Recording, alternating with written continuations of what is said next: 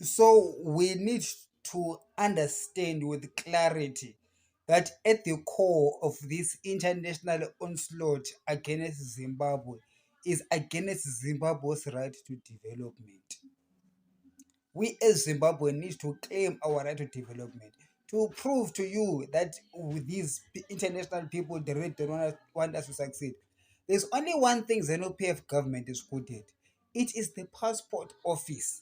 They've even raised the price of passports to $200, 10 times more expensive than an average price in the region. You know why they do it? Because they know that Zimbabweans have got no choice but to get passports and leave the country.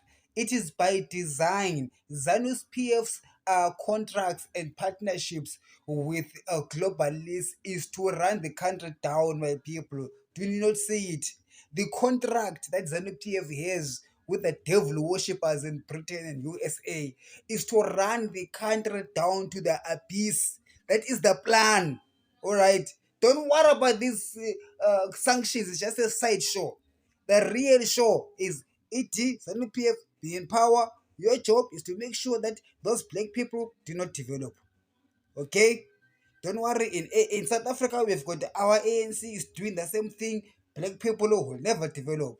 Don't worry. We have they've got these other countries. DRC is a turmoil. So the whole idea is to keep the black man down. And how you keep a black man down is to make sure that you give that black man as a country black leaders that hate them. It's not exactly that Itim Nangakwa hates people per se. It's not exactly that everybody who is in ZANU PF hates Zimbabwe. Those people are Zimbabweans.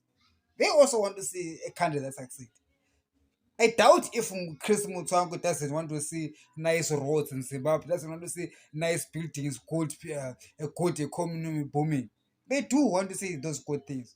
But they are bound by the contracts that they have made with the devil on the global political stage. Hence, I say, when we Zimbabweans do what we have to do, the British must be careful. Not what do they say? They say be careful for what you wish for you might get it.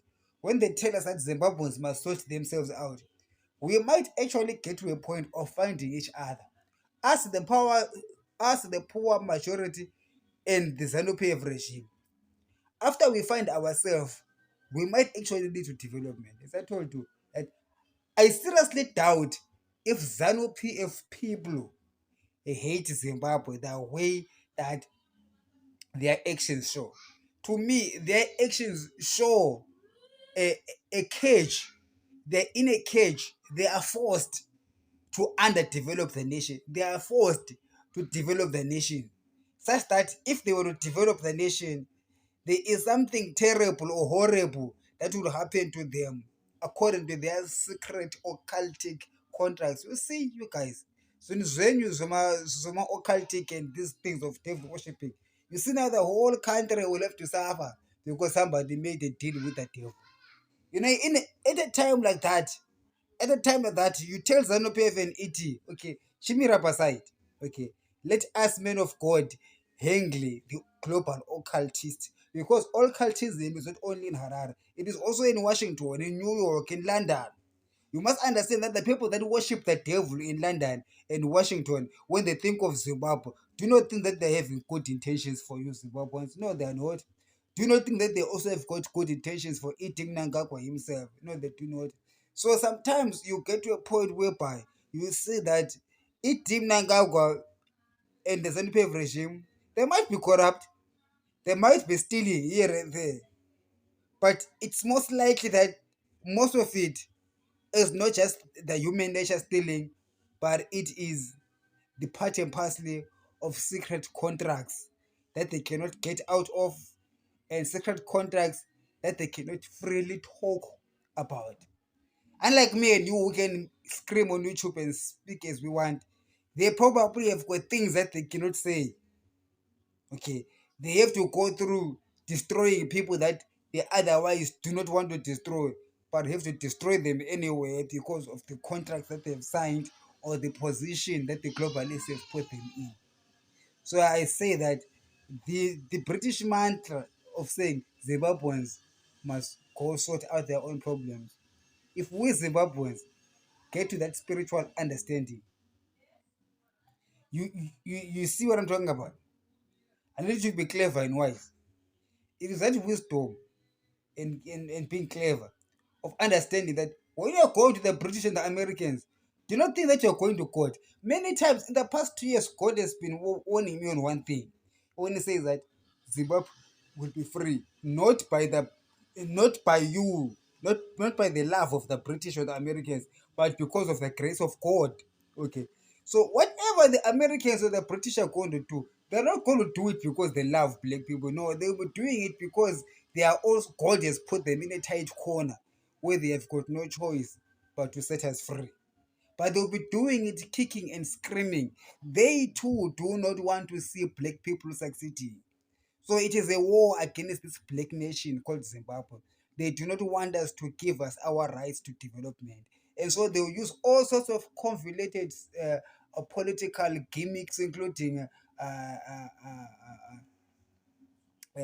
sanctions, including watching human rights violations, condemning those human rights violations, but doing nothing about it, even though they have got the power and ability and capacity to do something about it, so that there will be a propaganda in your mind as a black Zimbabwean to think that it is ZANU-PF that is wrong, it is not America. America and Britain are your friend.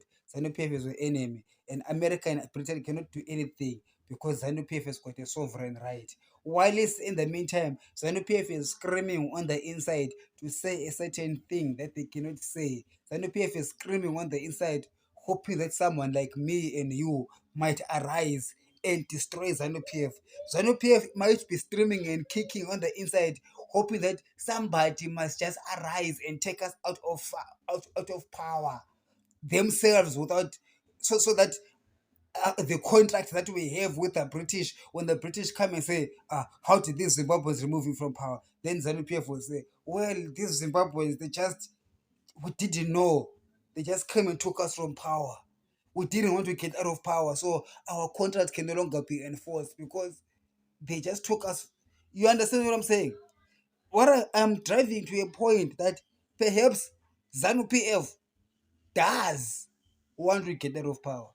Perhaps Idi Mnangagwa himself is hoping and praying for someone to take him out of power. But in this position, Idi will never open his mouth and say, vakomana ndibvisei, vakomana zvakaoma apa, munofanira kundivhisa chete, mundise paside to set me free from my globalist aya. Because as long as I am there, I am supposed to be in power and oppress you. I don't want to oppress you. You are my Zimbabwean like me. I love you, but I've got no choice than to do the things that I'm doing because you fear me. Perhaps Idi Mnangagwa is saying, I wonder who doesn't fear me, because Idi in that positioning, he will be two entities.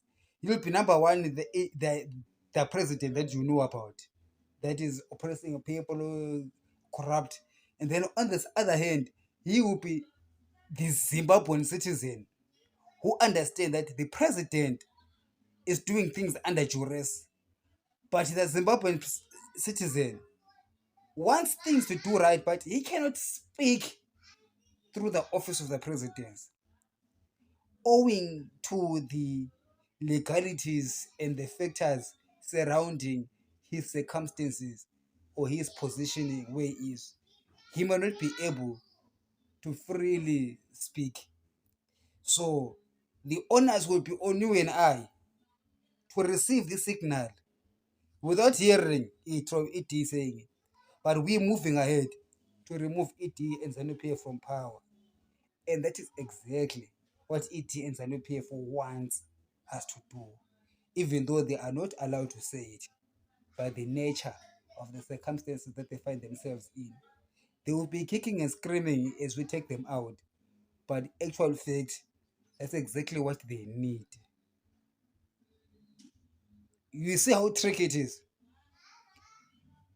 That's exactly what they need. They themselves. Those Nick Mangwana and those all of those ZANU-PF dickwigs, when they're defending ZANU-PF, deep down on the inside, they are yearning for this revolution. They look at Chamisa and say, yo, Chamisa, you're quoting Bible verses. Get the people aroused. Get the people to change the country, because for the country to be free, munofanira kuti visa, but musatitaurire kuti munoda kuti visa. Just chivhisa isusu mutore nyika, tichasangana pamberi, tichataura zvimwe nyaya pamberi.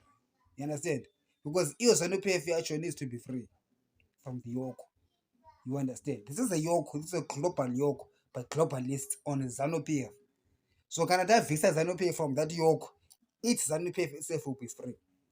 But unfortunately, ZANU-PF is facing a Chamisa who is full of fear. Nema Zimbabweans actually are full of fear.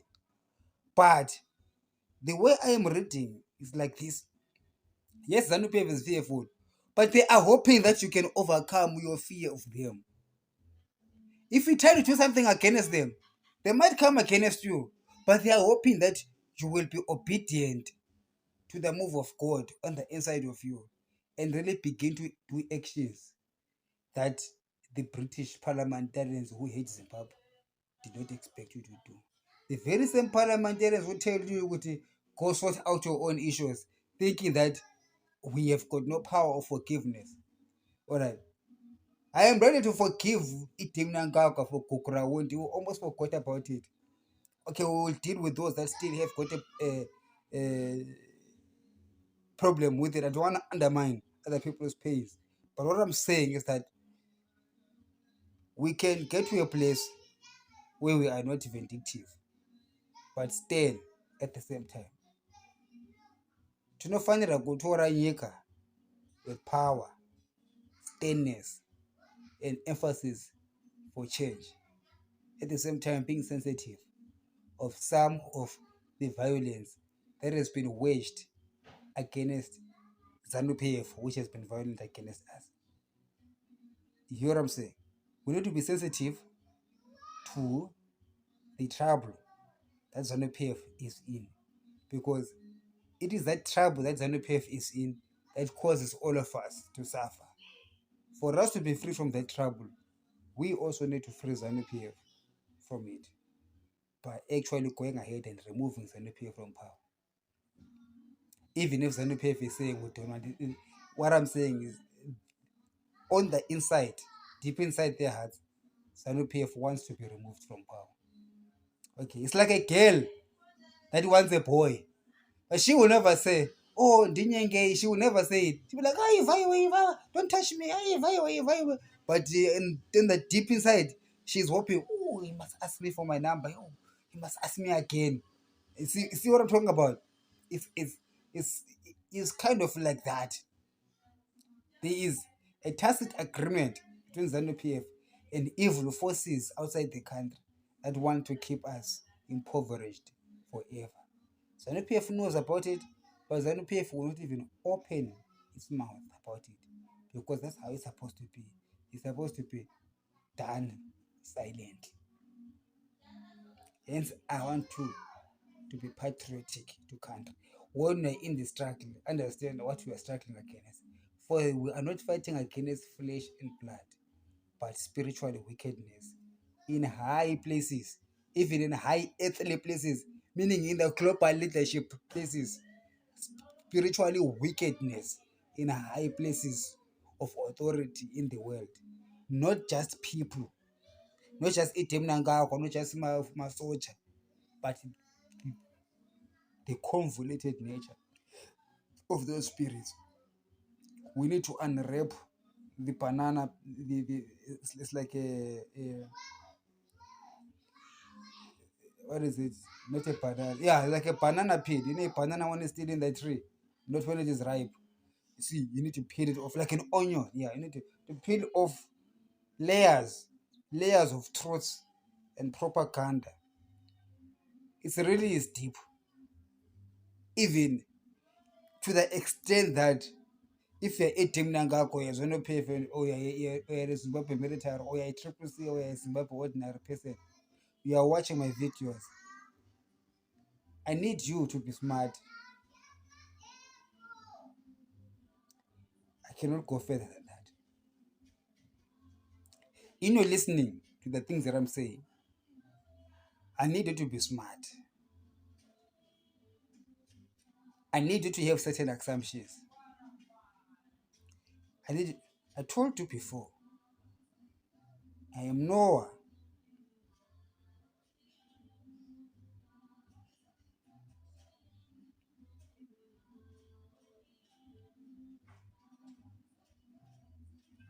Silence is golden.